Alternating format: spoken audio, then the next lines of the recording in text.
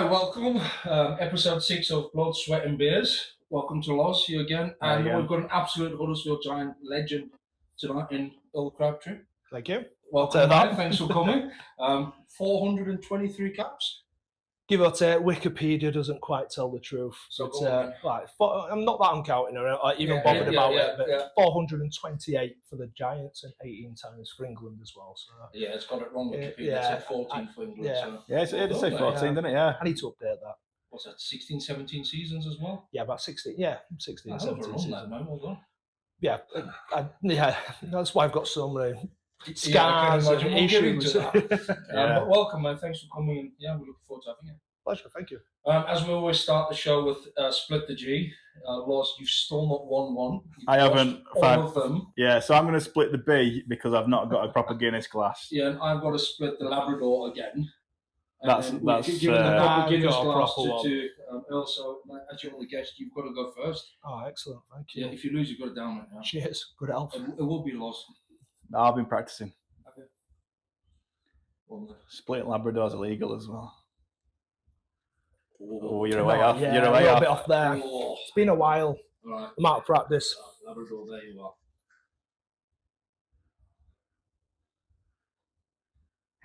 Ooh, I've really made a mistake there.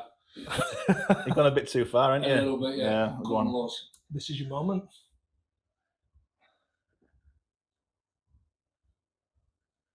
Oh, he's done it this week. Bloody split it. Right down B. Oh, for God's sake. Let me see. Look at that. Perfect. Oh, God, he has it all. That's happen eventually. Well done, mate. It's about time you do it. I've practiced like 15 of them this week. I'm happy to take one for the team. Go on, I honestly think I've earned that. But it's terrible. Go on, man. Right, cheers, thank you. Where are you going? I was going to get some more Guinness out. I've got another one. Well done, man. Fair enough. Cheers. Worst part of that, I left it too high. Made it a lot more difficult getting up. If you're going to make a mistake, exactly. Top up if you want. Lesson learned there. Right, let's give it to you. Rugby League. What made you decide to play Rugby League? I know you told us about the union. Tell us a bit about what made you decide to go into the league. Opportunity as much as anything else. I was playing both Rugby Union and Rugby League at the same time, playing Rugby Union, as I mentioned before, at Huddersfield YMCA. As I said as well, I wasn't posh enough to get into Huddersfield Rugby Union at that point in time. But I had some great friends up there and loved absolutely every moment of it, and very, very fortunate to meet some great people. I was playing number 8 and absolutely loved it. Playing for Yorkshire at the same time, and I progressed again, played 15, 16s. I got selected to go to South Africa for the Yorkshire 18s. Unfortunately, the week before I got the phone call, Huddersfield Giants had come in, and I was playing Rugby League at the same time for Huddersfield YMCA. Playing open age though at that point, and played in the Holiday Cup final and semi-final. Got our backsides handed to us, but I was only sort of 16-year-old playing open age, playing quite well. Giants saw what I could do, and they gave me an opportunity, and that's purely what it was down to. Sliding doors. It's just one of those moments in time where it worked out all right, that didn't it? Exactly. It's not bad. I think you've done well. I'm going to say you would have made a really good Rugby Union, like second row or number 8, I reckon, wouldn't you? I loved it as well. I know how to play the game. I love the game. I'm not one of these that just likes one code. I'm very fortunate. I brought up with a family liked Rugby Union, probably more so at that point. Rugby League just came knocking, and that's why I took that opportunity. And you stuck with your Giants your whole career. Reason for that? Again, I think it was more coincidence more than anything, and I don't tell many people this. So you've asked me this question. So I signed on my 17th birthday. I made my debut at 18 down in London. I went on to play 400 and odd games. Now, there was a time where I was being messed about a little bit, which does happen in professional sports, especially Rugby League and Rugby Union. A contract, I wasn't happy with which direction it was going in and how they were treating me at that point in time. And an opportunity came at another club, which was at that point in time was St Helens. So Saints came in, massive club, and they were a big club at the time. I had some other interest through Wigan, Warrington, very much so. So I had 2 offers on the table from Warrington and Saints, which were good offers. I met up with both of them, loved everything about them, and I decided to go to Saints. And I actually signed a contract to go to St Helens. And this is when Jason Kalis was taking his optional year or not taking it. Again, I signed on the dotted line. About a week or two later, I got a phone call just to say, look, we can't go ahead with that contract because Jason Kalis has decided to, give back word, and he was staying for another year. So they said the contract's there, it's for the year after. Yeah. Now I was coming up to a testimonial. I love Huddersfield as a place. I generally do. It's absolutely amazing. Not so much the centre, though that is improving. We all know that. We won't go into that. But when you're from the villages around there, obviously, Lockwood Park in itself is such a beautiful venue. We're very lucky that we have these beautiful places around us. So I was happy not going down the M62, which sounds like an utter nightmare to me. That would have to be every day as well. Every day, and it would have been hard work. I had a young family at the time, so I just decided I'm going to stick with the Giants, and I don't regret it one bit. There is something in the back of my mind thinks, what if? But there's that with a few other things. I had St George Illawarra coming in at one point, and also Newcastle Rugby Union. So there was options on the table to go different places. I think loyalty is a big thing nowadays, and doing 16 years, I think that's a great thing. You don't see that anymore, do you? Not even a union at our level. I've had about 10 different clubs, mate. So no, fair play for that, mate. In the 16 years you've been in the Giants, what is the best season you had, if you really have to put your finger on it? As a team, as an individual, because I think it goes together, the team. If you have a good season, it's always down to the team as well. Yeah. So if you could put your finger on a season, which one would it be? So, that's a tough question, actually, because there's been a couple of different seasons where we've had some standout players, and I played fairly well in those seasons. 2013, when we won the league leaders, that was a brilliant year. And we also had 2009, where we got to Wembley in the Challenge Cup final. Brett Hodgson was man of steel. And then later Chris on... Coleman was captain back. It was... So I try to think when Spuggy left, actually. But he was... But he's a part of the year that was the most enjoyable year of my career, bar none. So 2013, obviously got Danny Brough as well. The legend that is. And he got man of steel, and he was incredible that year, untouchable at times, and him leading us around the park. We had a big forward pack as well, aggressive forward pack. That don't include me. I mean, I was big, but not as aggressive as some of the boys around me. But we had this really good sort of combination between this big forward pack, someone leading us around the field, some quick wingers, and we knew how to score points, which was great. But the year that stands out in my mind in 2002, we got promoted from NFP, so that was the Northern Four Premiership, League One, back into Super League. Okay. So we played that season. Chris Foreman playing. He's got a Guinness World Record that year as well as the quickest hat trick ever in Rugby League within the first 6 minutes of the game. Really? Yeah. Wow. Still got that now. And we were pretty much unbeaten throughout the whole season. We lost in the Challenge Cup, but we didn't lose a game through the league all year. We drew up at Whitehaven. That's the closest we came to losing. So that's a tough place to go. Passionate fans, I'd say, as well. Passionate, yeah. Very passionate. Yeah. We were unbeaten that year. I was only 19 years old. I scored 25 tries. I was playing in centre at that point as well. I had a bit of pace about me. And it was the group of lads that was around. Yeah. No, not so much world beaters, but just lads that wanted to buy into what we were trying to achieve or wanted to play alongside each other. We used to go out for a drink, and we bought into, I think, each other as not just individuals, but just our team ethic.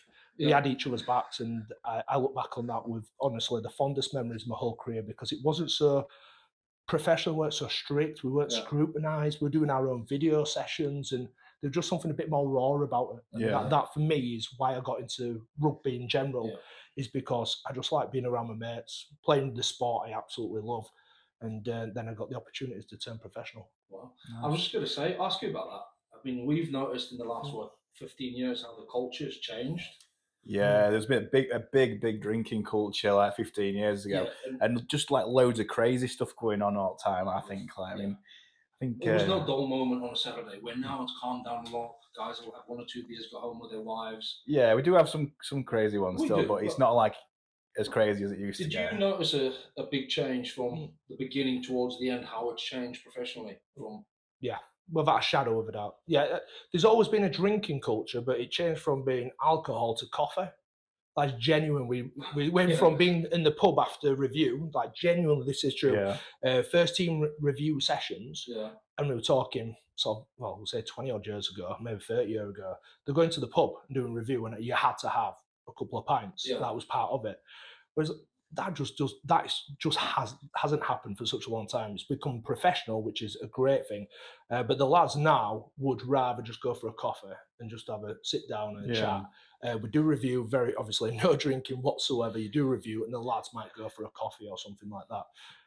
Obviously, they try and get out together because we sort of encourage that as well. So like team bonding. I suppose like week in, week out, it must be hard.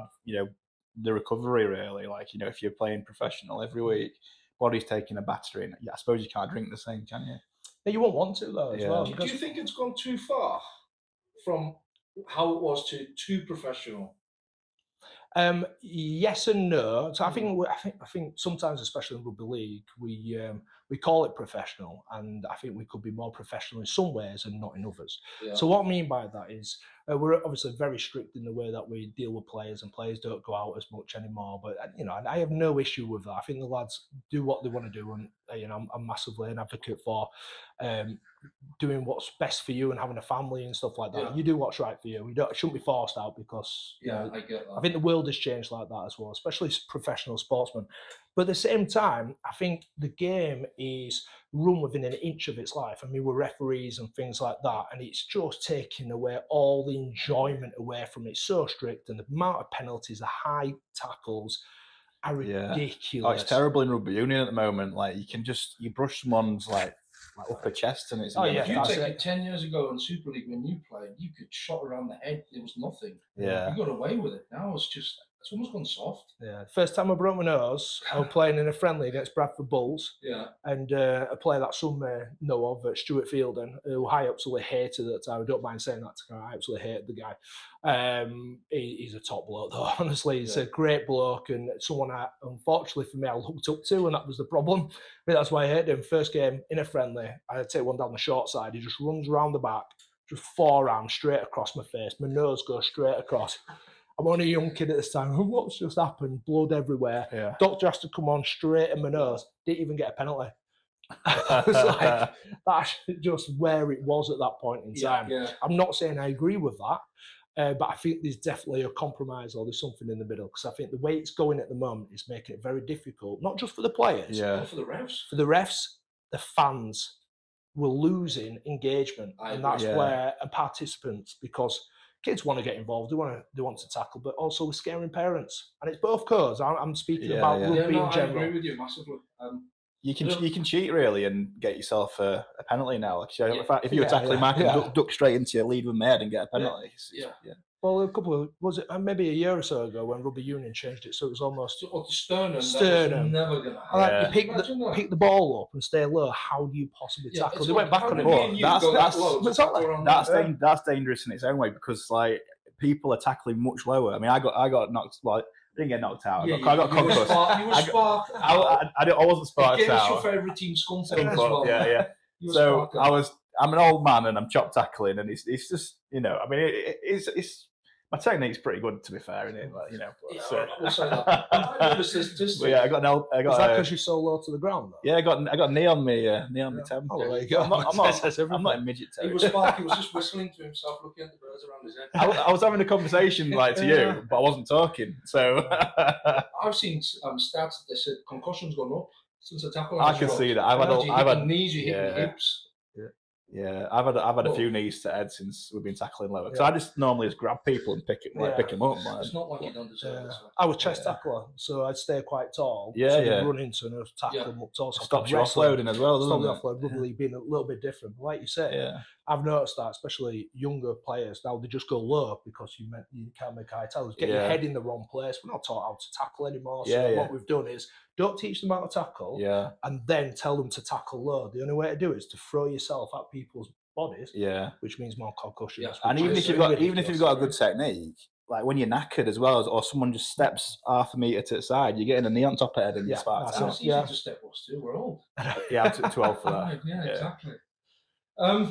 Best player you've ever played with? I think, well, it's going to be quite obvious for you guys, I think. One of the, I've had a few good players I played alongside, Brett Hudson being one of them. Yeah. Incredible player.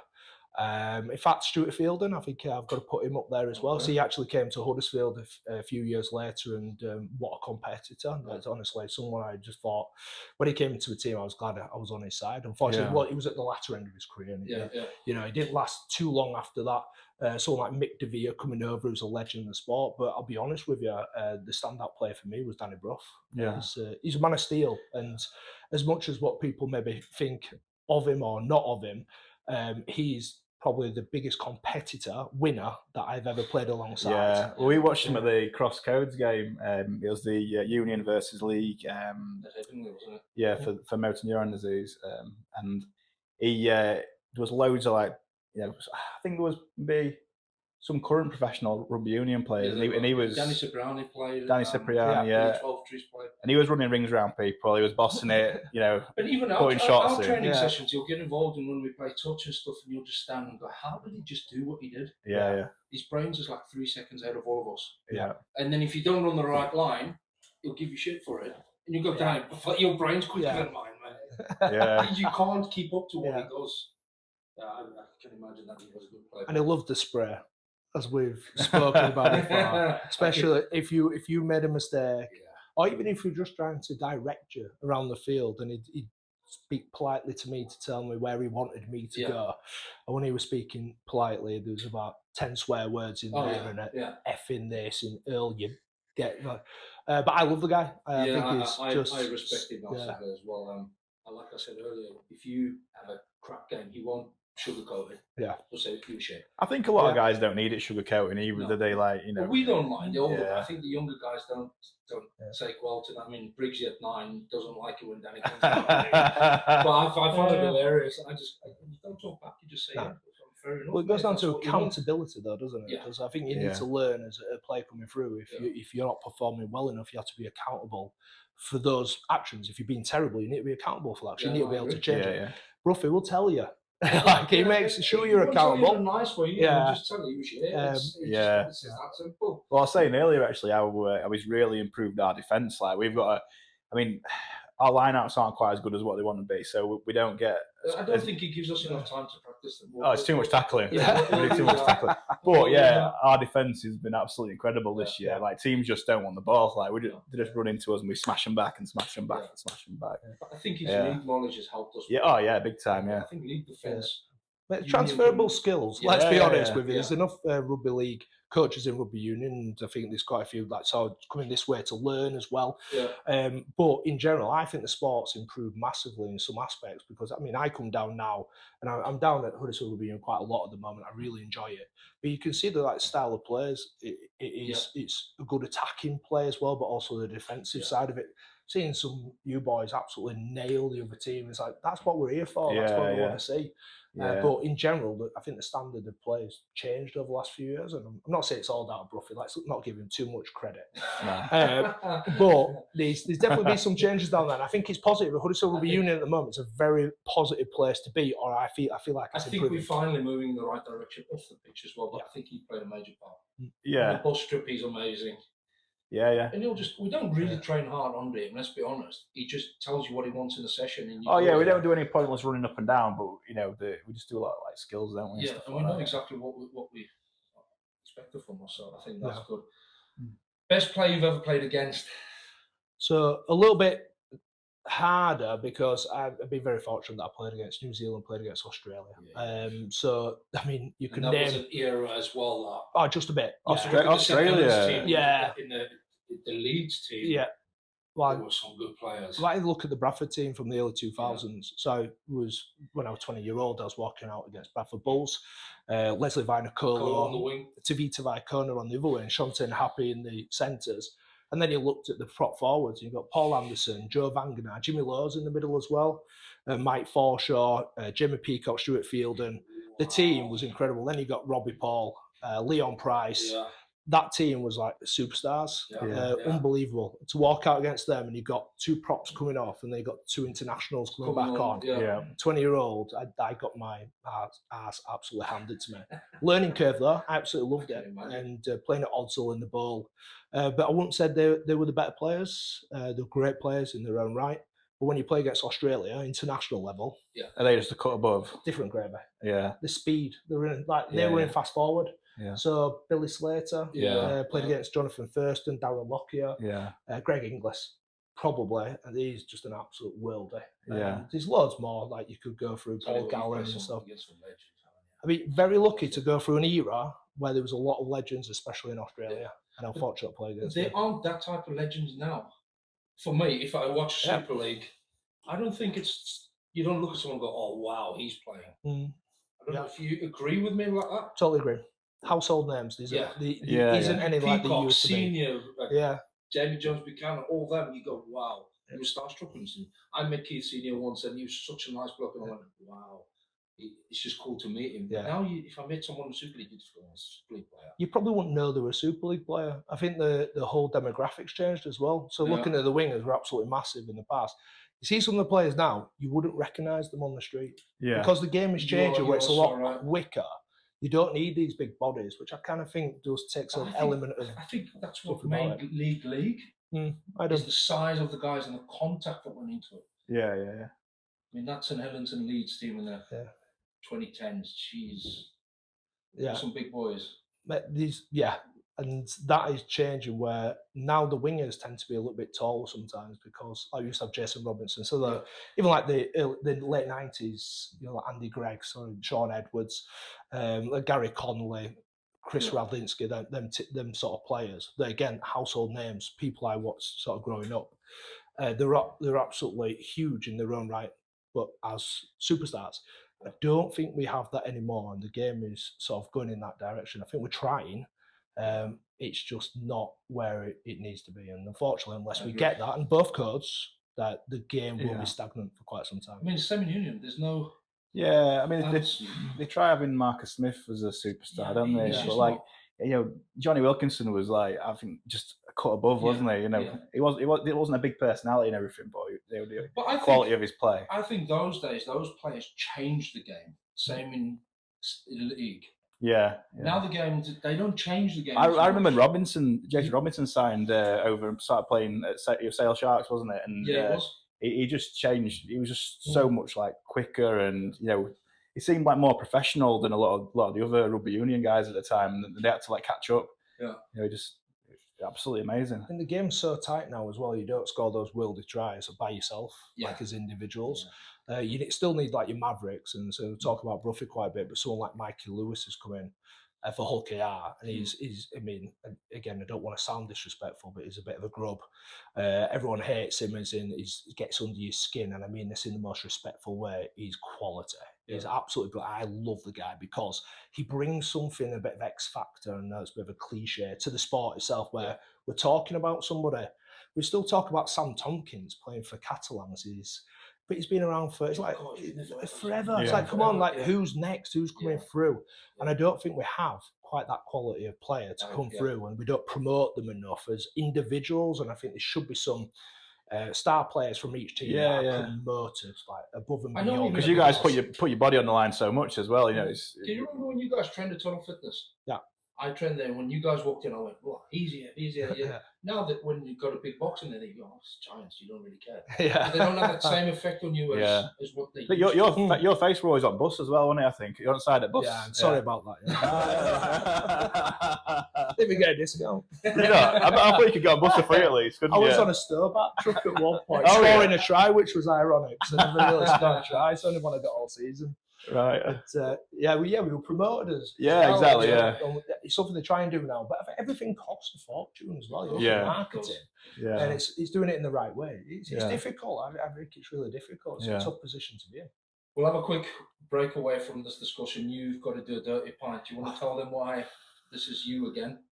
Well, as you may all be aware, hobby horsing is a popular sport. It's a popular sport. It's a real sport, and it's a man's sport. It's also a man's sport at times.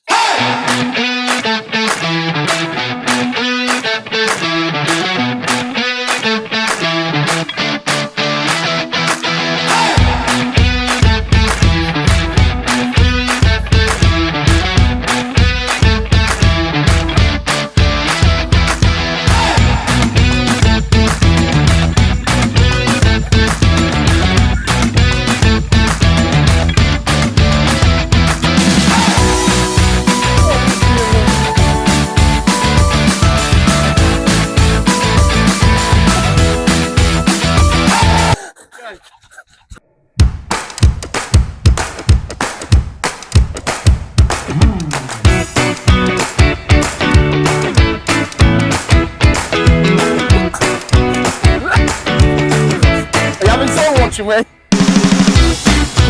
See, I'm doing it properly.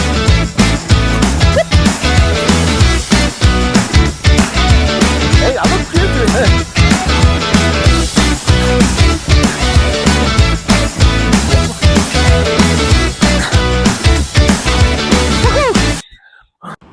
As you can see, I lost the hobby horsing competition, unfortunately. I felt my technique was much better than Thiu's, and he trotted, mate. half a second better. He beat me by half a second. I'm not happy about it, but we weren't really scoring on technique. Maybe we should have done, but fair's fair, and I lost.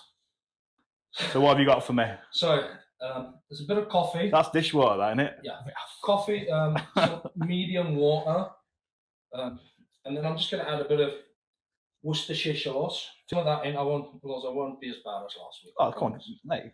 No. They want to see your challenge. It's going to be disgusting. I'm not going to lie. You like chili I sauce? like chili sauce. Get a load in. Come on. So there's no alcohol in it today. It'll be nice. It's gonna... And then I'll use my finger. Why use fist it, mate? I can do. Yeah, you can't.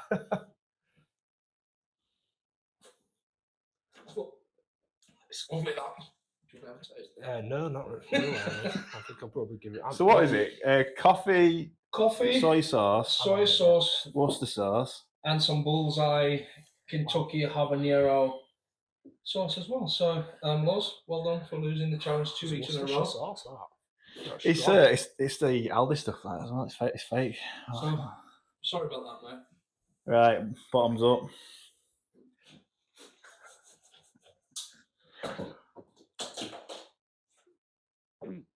Oh no, that's really bad. That's worse than last week. Oh no, that's bad. That's really last week. That's really bad.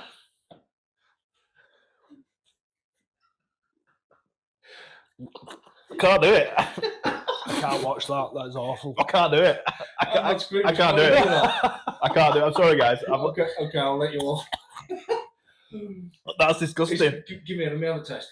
I did spit back into it. Right. We're best mates, aren't we? It's got worse. It's not that bad. Oh, mate, take a gulp of it.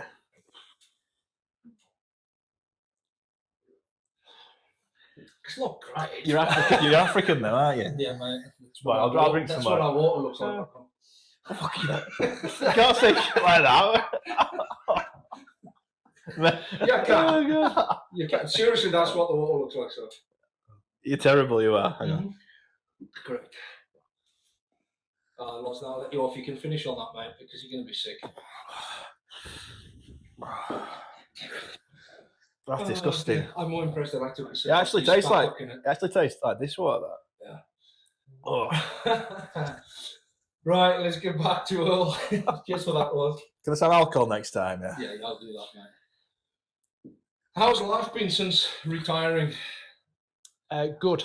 Okay. Different. And it's changing all the time as well. I think anyone who's been in that sort of environment, or any environment, I think you're institutionalized to a certain degree, especially in sports you are, and you're told what to do every single day. And it's been 9 years. I retired 9 years ago, which is crazy. We were just talking about it before. Yeah. And as soon as I left the sport, it was just a time to relax, enjoy myself, and eat what I want, drink what I want. Yeah. Problem is, you start to get a little bit older as well, and losing that weight is more difficult. So I put on quite a bit of weight. Enjoyed it though. Enjoyed not training at all. Mentally, I separate myself from the team as well, because I didn't want to be these players where they are so lost because they're not around the team every day. So I separated myself, and very, very lucky that I managed to sort of get myself through it quite well. I even had name dropping, but Jason Robinson rang me the day after, said, "How do I feel about it?" And I was good. Wow. I'm really happy, which I like credit to him. I've got a lot of respect for him for doing that. Yeah. Obviously Huddersfield lad as well. And he was genuinely concerned, how I was dealing with it. And I came to terms with it very quickly. I'm very happy to retire. It's not what I wanted at the time, but I'm massively a positive person, so I like to embrace what's ahead of you and actually hit it head on.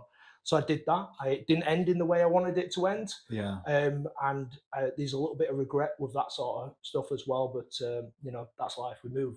And, I've moved on a lot since, and loving what I'm going through now. Well, that's good, because there's a lot of sportsmen that struggle afterwards, mental health-wise, don't they? Yeah. Because being in that routine every day, seeing 30, 40 blokes every week and having a laugh, and you gym together, you eat together, and then the next day it's just gone. Yeah. I mean, you have to sit at home with the wife every day. That's it, yeah. I mean, that's the first problem. Yeah, I think. No, but on a serious note, I think there's a lot of players that struggle. I mean, I didn't play for 3 years and I struggled. Yeah, I mean, I played a season professional at Coventry, kind of gave up on a lot of stuff to go and do that. And then they had some financial difficulty at the time, so I couldn't stay. I mean, the offer was I could stay there, but they didn't really have the finances in place to make sure you get paid on time. So when I left Coventry, I really struggled myself, because it was a completely different situation to you, because you'd had 14, 15 years at the club, and then I'd done a year, and then I felt like a complete failure at the time. So it was difficult time. Waking up the next day and there's just nothing. Yeah. So you know why. Getting a proper job and stuff like that. Yeah, I still don't have a proper job. Yeah. Neither of us do. Yeah. So that's a good one. That. What are you doing now, work-wise? What are you doing with your life? I know you're involved with Midlands, aren't you? Yes, yeah, absolutely love that, by the way. So a little bit of sort of how I finished, so I'll explain to where I am now. So when I finished at the Giants, it was, like, as I sort of alluded to then, it's not in the way I wanted it to finish. I had another year left on my contract. Unfortunately, in the middle eights we were playing, I broke my ribs. And very painful, by the way, if anyone's done that. I've never done that. I'm too fat. It's too fat to break the ribs. You're more well protected, I think. That's all right. Touch wood. But that's a painful one. So I was out for the remaining games. I got called into the office the next week, so this came totally out of the blue. Yeah. It was Rick Stone just come in. I think Paul Anderson had been sacked at that point, and decided he didn't see him in the salary cap, and that's a problem with a salary cap sport. Especially when it's a low salary cap as well, that he didn't see me in the salary cap for the next season. I wasn't part of his plans. So I had to decide what I wanted to do. So the club offered a payout to get rid of me. I go on loan for a year on my wage. Wow. That's strange, isn't it? Really? Yeah, I got a further payout, so over 3 years, but they would find a job for me. Yeah. So I didn't have anything in mind, just they would find a job for me. Okay. So I decided, because I'd been in it for so long and I didn't know what I wanted to do, that the best option, the most safest option, the one that made sense, was to take the 3-year payout with a wage and the top up, so I didn't just fall off a cliff. Yeah. And they would make me club ambassador. So I accepted that. Yeah. But unfortunately didn't really know what that entailed. It was just a title. Yeah. So I was in the club shop, I was going into schools, I was opening fetes and doing a bit of coaching. Yeah. And, I enjoyed parts of that. Yeah. I never wanted to coach, no interest. I'm interested in business, businesses and learning about businesses as well. So I eventually spoke to a lad called Mike Lomas, who's involved at Huddersfield Rugby Union, but also who I work with now. And he was interested in doing sponsorship. So I got all the details. He wanted to be a shirt sponsor, signed him up, and he was my first ever shirt sponsor. He introduced me to a development company called SK Developments. They went on a shirt there. Then I got another shirt sponsor. Then I got some boards. I got some hospitality upstairs and some boxes. They could see what I was good at, which is not so much sales, but just relationships. Yeah. And they offered me a role in the commercial department. So I went away from doing any of the cutting ribbons and things like that. I still did a little bit of that. Still the club ambassador. Yeah. But it became a commercial role. Yeah. And I did that successfully for probably about 6 years and loved it. My next role was to step up to commercial manager, which I was on my way to do. And then Mike Lomas from Big Red had gone off and not making his fortune as such, but going on to bigger and better things and building some really impressive stuff. Yeah. He'd decided, instead of sponsoring the Giants, he would buy his own team, which was Coventry at the time, rebranded to Midlands Hurricanes. Yeah. Their MD had left, and he just sat me down and said, "How do you fancy being our MD?" Nice. So that was sort of 5 months ago. Time has flown. Oh, it does, yeah. And I started a leadership degree at Huddersfield University, which I finish in February, which I'm excited about. So I'm currently MD of the Midlands Hurricanes, which means overlooking every department, that's good. including relationships and training grounds and stuff like that, which is where Huddersfield Rugby Union comes in a little bit as well. So Midlands Hurricanes that must be difficult because you guys train up here, don't you, as well at Huddersfield? But you'll have players from all over the country in that team, wouldn't you? So logistically, that can't be easy to organise. No, it isn't. But because Rugby League is predominantly an M62 corridor sport, most of our players are, well, all of them are Northern. So probably down to sort of Lee, St Helens, up to Hull. Yeah. So, I mean, there's obviously the most obvious place to come to is around Wakefield area, maybe Leeds itself, Huddersfield, which is where Huddersfield Rugby Union come in with the Midlands Hurricanes. So we train in Huddersfield. We have our own gym here as well. And it's something we will move down there as well. We are creating a hub in Birmingham, which is where we're based. Yeah. We've got some schools projects, which is another interesting part of what we're trying to do. I spoke to some schools organisers, event organisers, and asked about coaching rugby in schools. Not interested. Main reason: concussions, contact. Yeah. They don't want anything to do with it. Really? But I flipped that on its head. Yeah. Said, how about we don't do that? We just do touch or tag. Rugby. Not rugby league, not rugby union. Just rugby. Rugby. Yeah. Tag rugby. The rules could be, I mean, I play on a Thursday down at Huddersfield, and I absolutely love it, genuinely, but they've got, it's men, women, there's even sort of like olderish kids that can all play. So it's fully inclusive, which is brilliant. So I think that's a direction the sports have got to go in, where they're getting into schools and coaching tag rugby just to get their interest, definitely, the skill set with a rugby ball, and then getting tickets, getting coming down, and they'll make their own mind up. It's a real fun session, that Thursday night session as well. I have been to one this year because I've got a really bad tendinitis, and our season just went on. It went on and on and on. But last season I came to a few, and I really enjoyed doing it. Yeah, about 25. 25 the other night. We had 30 a couple of weeks before that. The numbers are growing. Because it's so enjoyable and everyone can take part. I was attracted to them having a barbecue as well at times. We had a barbecue after training. You were thinking food. It was nice. On the Rugby League, what do you think Rugby League needs to improve on? Well, I know we can talk about that all night, but I don't think it's such a northern thing. Yeah. But if you go to the games, there's club games at ours that are bigger than some Super League games. Yeah. What are they missing? What is going on, in your opinion? There's a lot of things. It's not just like obviously one thing. I think the way the game's played at the moment, refereeing decisions and stuff like that really do affect. And that's not to, I'm not slating referees, I'm not having to go at the referees. It's the way the game is being played, how we want it to be played. I think that's had a real negative effect, and it makes it very hard for referees, which makes it not enjoyable for a lot of the fans. But what I would say, you look at some of the other clubs like Hull KR, they are thriving. They have created this sort of culture there, which is incredible. Why? What have they done different? Well, I think good investment. They've got some great investors, which we really struggle with. Financially, the sport struggles. I mean, you look at our level in League One, the third division, our central distribution is not great.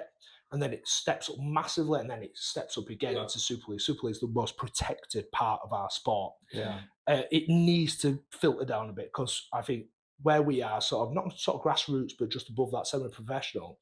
If you invested more money in that area, you would actually get them filtering up, because there'd be more opportunities for players at grassroots to come to us to step up. Yeah, there's a similar thing in rugby union that's actually happened over the last 15 years. It's all the money's been pulled out and gone into the Championship and the Premiership. But Premiership.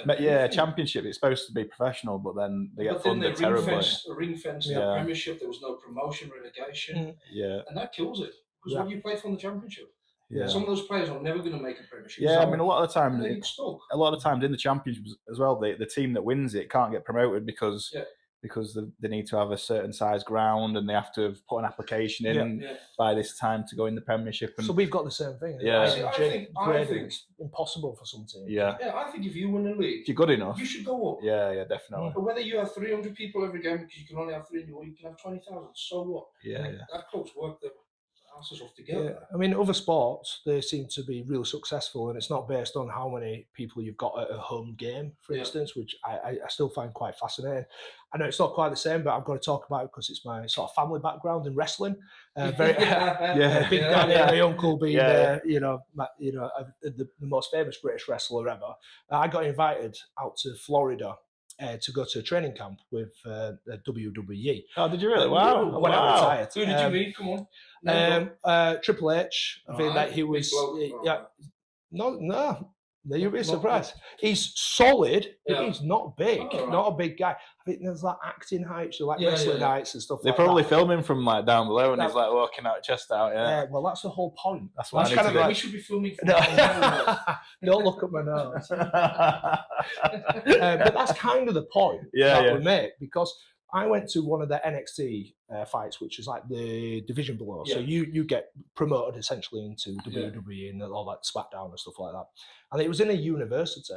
And it's only a small little arena like that, but it's choreographed within an inch of its life. It's incredible, genuinely, the amount of effort to go in to make it work how they want it to work. And all they do with camera angles is close-ups, absolutely everything. You won't go from the back and notice there's only 300 people. Everything's really close and tight. Bit different with rugby, but it doesn't matter. It's about what the performance itself. It's essentially sort of his acting, or what it's all like. But it was about the game. It was about what was happening there and then, making that the product what everybody bought into. So you get a great atmosphere anyway. Don't need 20,000, 30,000. But there's a lot of talented people doing it. Must be hard work. People have got great physiques, haven't they, as well? And I think it's quite. There's a lot of similarities. I know, obviously, like it's not like don't hate me for this if you're watching WWE. It's not like a real sport, is it? Like, real, but like they put the bodies on the line the same, don't they? The Vince McMahon thing on Netflix. Yes. Oh gosh, It's unbelievable the amount of effort that goes into it. Yeah. There's people like breaking the necks and stuff, and Oh yeah, of course. Yeah. I know it's called Ridge Holland, Luke Menzies, who played Rugby League. He's out there at the moment fighting in NXT, and he's gone to the bigger level as well. But he's had some shocking injuries. He throws himself about, and they've got to learn the skills. It's like putting your head in the wrong place in a tackle. There's no difference. It's not a sport. You're throwing yourself around and putting yourself in positions. They're absolute athletes, these people. Wow. But it's just the way it's run is incredible, and that's where they capture audiences' attendances. It's about the names. I think America do that really well in all their sports. If you really look at it, American football, it's a boring game. There's a lot of stop-start, isn't there? But look at the amount of people that buy into that. Just the marketing. I suppose if you compare like Rugby League, for example, versus American football, there's so many more big hits that's going on in Rugby League. There's so much more happens in that game. But there's so much more like funding and everything with. It's also what you can do around the stadium. I went to Jacksonville Jaguars against Indianapolis Colts, and they had jet fighters going over the top. Wow! And they're like, all right, well, this is different. We don't have that in Huddersfield. A few fireworks, probably from the neighbours, nothing to do with us ourselves. But the point again being is, we're quite limited at Huddersfield, especially. I mean, there's no identity there at the moment, which is a really sad state of affairs. Huddersfield Town are doing a great job in what they're doing and promoting themselves and making it a Huddersfield Town stadium. There's no identity for the Giants. At all. It's obviously moving stadiums as well, aren't they? Allegedly, yes, at some point, hopefully. But then you could create an identity. But also then, off the back of it, you can make money off food and beverage, which you can't do at that stadium. Also, you can maybe have kids playing before the games, playing at half-time. At the moment, on that pitch, you're not allowed. Because they look after the football. There you go. So how are you meant to create an environment, a day out, where people come for the whole day? And it's not just about the rugby on the field. It is about going out for a day with your friends, having a drink, having some good food. That's what Hull KR do really well at the moment. They've got like a fan zone behind the bar, or tents and stuff like that. Hospitality is great, but they're in charge of their own food and beverage, so they can. When I went last time, a lot of ladies just having prosecco at the table. Smashing prosecco, then going up to the glass window. The lads went outside.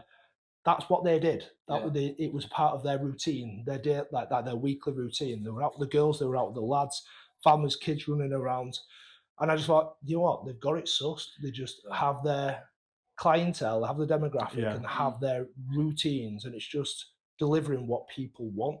Yeah. Now, if you're Yeah. limited, you can't do that. And I think Everyone's that's having one of the fun and issues. everyone's spending money, aren't they? I think the Yeah. stadium in Huddersfield is also not a great area either to get to and all that. So Yeah. It does make it difficult. it does makes a massive difference. Yeah. So nice, yeah, fair enough. Good. Have you got any questions? I think you've gone through everything. Are you Yeah. still thinking about your Yeah, event that you had? I'm still Gonna finish that off, innit? contemplating whether to drink that or not. I don't know. No, mate, you can't. You're Yeah. almost sick then. I need to make sure that I win the next challenge because you're getting done over. Yeah. Yeah. Will we be seeing you this season down at the games? Yes, you will. I've got a bit more involvement with Huddersfield this year, and that's down to the Midlands as well because we're training there quite a bit. And I think a bit more will be announced in the next sort of month or so. Nice. But also, I've been threatening to pull my boots back on as well, and I don't mean for a rugby league team. I mean for Huddersfield Rugby Union. And I'm calling it here. I'm actually going to do it. So me and you can agree. You can come play second row. Yeah? I'll play 2 games. You play 2 games, and then we'll just swap like that for the season. Well, to be honest, I think you're playing in the third team and playing centre. Yeah. I might work my way up to second row. No, I think you'll be right. Brilliant, mate. Happy? Yeah, we just need to mention that Darren Neely has won the competition for his awesome commenting on social media and sharing our posts. So he's won the meal for 2 at Wine Cafe Linley. Thank you. Keep posting, keep sharing our stuff, everyone. And we're not giving him that price. Yeah, No, we're not. We me and you could just go, couldn't we? We can just go. Yeah. He can buy his own food. But yeah, wine it's absolutely banging, that food. So yeah. If you get a chance to go, Dazzler, if we give you the tickets or give you the free meal, then I'd recommend the beef short rib. Absolutely banging. You're always thinking about food. Well, fair enough. It's really nice. I'd get yourself. You've not been yet? No, I've not been yet. I've had a few drinks there. We've had a charcuterie there. Yeah. We've had a charcuterie, haven't we? Well, thank you very much, mate. I really appreciate it. We'll see you around, and good luck with whatever you're doing in the future. Thank you. And you can start playing some rugby. And Loz, I just stopped playing some rugby. My body's in pieces. It's our last season coming, mate. So again, we'll do another challenge and see you next week. Yeah, see you next week. Thanks, mate. Cheers, mate. Thank you.